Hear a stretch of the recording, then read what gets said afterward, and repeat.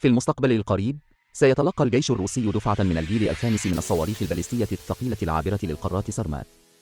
وبمجرد الإعلان عن هذا الخبر، أثار اهتماما كبيرا من مختلف البلدان، وأصبح سارمات محور الرأي العام الدولي. لذلك سارمات أي نوع من الصواريخ العابرة للقارات؟ وكيف يختلف عن غيره من الصواريخ العابرة للقارات؟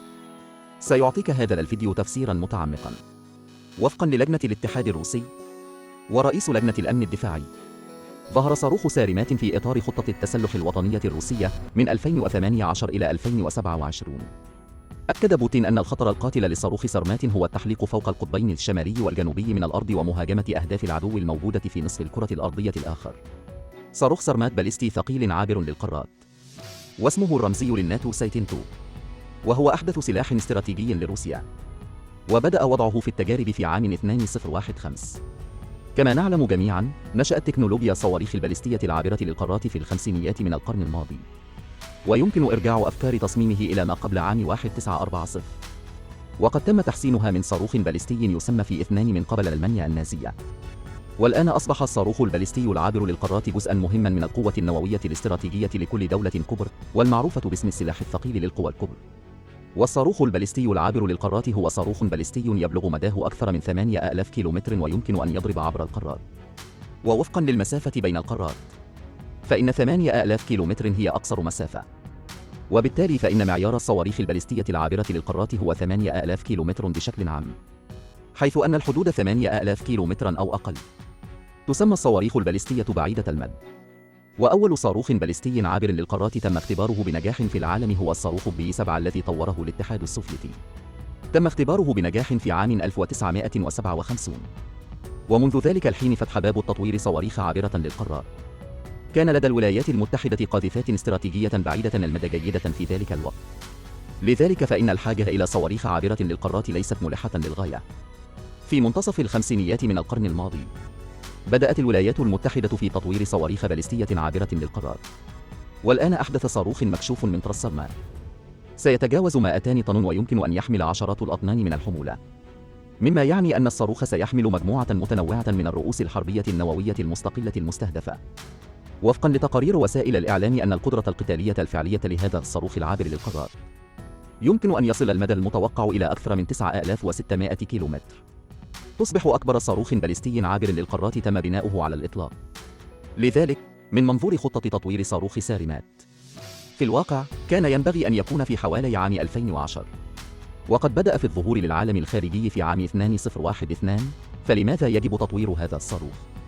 في الفترة الروسية تأمل في تطوير صاروخ باليستي محلي من أصل روسي.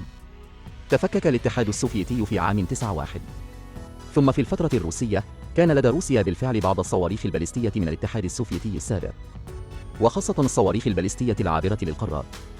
ثم تدرك روسيا بعمق أن من الصعب أن تسيطر على هذه الصواريخ، لأن العديد من الشركات المصنعة لها، سواء في أوكرانيا أو بيلاروسيا أو الجمهوريات الروسية الأخرى، لا يمكن توطينها. لذلك كان ينظر إلى ضرورة توطين صاروخ معين في عهد يلتسين.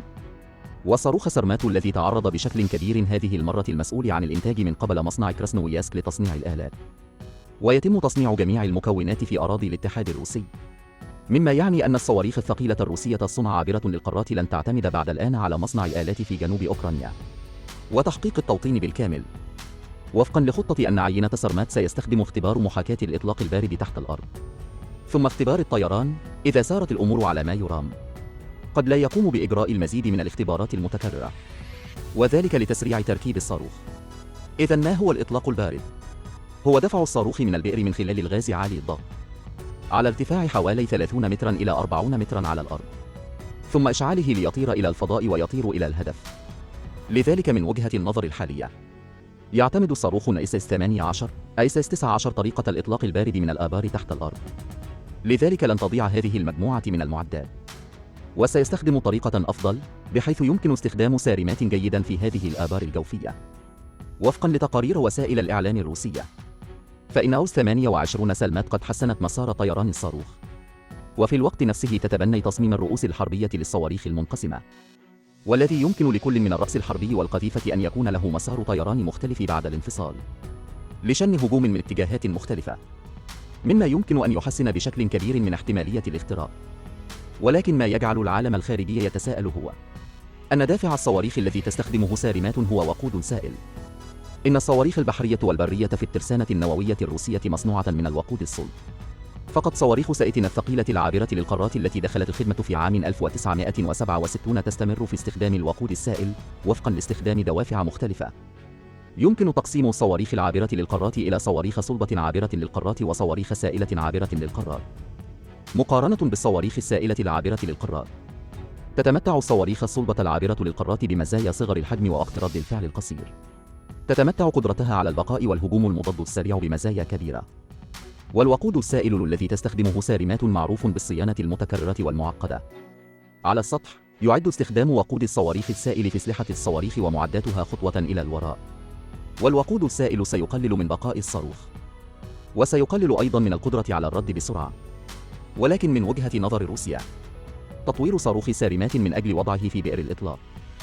في الفترة السوفيتية، كامل أراضي حفر مئات الآبار. تكلفة كل بئر حتى سعر الصواريخ المحمولة في الداخل أعلى بكثير. وكيفية ضمان استمرار استخدام هذه الآبار؟ هل من الضروري تطوير نوع جديد من الصواريخ البالستية السائلة، وخاصة الصاروخ البالستي العابر للقارات؟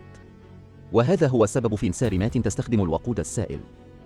ليس هذا فقط، يمكن لصواريخ الوقود السائل الثقيل أن تحمل أكثر من 10 رؤوس حربية. لكن الوقود الصلب لا يمكن أن يحقق مثل هذا التأثير. وفي الوقت نفسه، قال مطور سرمات أيضا إن المركز يمتلك ثروة من تكنولوجيا الوقود السائل وخبرة في الاستخدام. يمكن أن يكون الوقود السائل مخزنة لفترة طويلة بعد حقنها في القذيفة، ولا تقل جاهزيتها القتالية عن تلك الخاصة بالوقود الصلب، ولن تؤثر على قدرة الردع والقتال للقذيفة. كما أن وراثة الوقود السائل قوية جدا. فما مدى قوة الصاروخ؟ في الساعة 3:12 بتوقيت موسكو في 20 أبريل 2022، اختبرت وزارة الدفاع الروسية بنجاح إطلاق صاروخ سرمات البالستي العابر للقارات في قاعدة بيلسيتس الفضائية، والذي كان أول إطلاق تجريبي لمشروع البحث والتطوير للأسلحة وتدريب إصابة الرؤوس الحربية الأهداف الموجودة في شبه جزيرة كامتشاتكا. وقالت وزارة الدفاع الروسية إن السلاح هو أقوى وأبعد صاروخ بالستي في العالم اليوم. قال الرئيس الروسي فلاديمير بوتين ووزارة الدفاع الروسية إن سرمات لديها القدرة على التغلب على جميع أنظمة الدفاع المضادة للصواريخ الحديثة، ومن المتوقع أن يتم تجهيز السلاح بقوات صاروخية استراتيجية روسية. أصدر الجانب الروسي معلومات بيانات الصاروخ. صاروخ سرمات يبلغ وزن إقلاعه أكثر من 200 طن، والحمل الفعال 10 أطنان، والمدى 18,000 كيلومتر، وطوله 35.5 مترا، وقطره 3 أمتار، ويمكن تحميل للوقود 178 طنا. والرأس الحربي هو رأس حربي نووي للصواريخ المنقسمة. وزن الرأس الحربي النووي 10 أطنان، ويمكنه حمل 10 رؤوس حربية نووية ثقيلة للصواريخ المنقسمة. إذا تم تزويدها برأس حربي نووي متوسط الحجم للصواريخ المنقسمة، يمكن أن يصل عدد الرؤوس الحربية إلى 15 رأساً، ويمكنها تحديد ومهاجمة أهداف متعددة من اتجاهات مختلفة من أجل ضمان معدل النجاح.